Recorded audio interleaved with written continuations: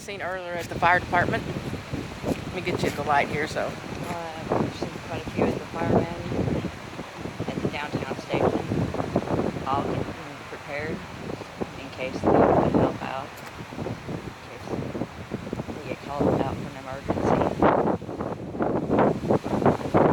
Keep, hopefully our fire department and our police officers all stay safe as they're out trying to protect us all. How about Do what you can to help out.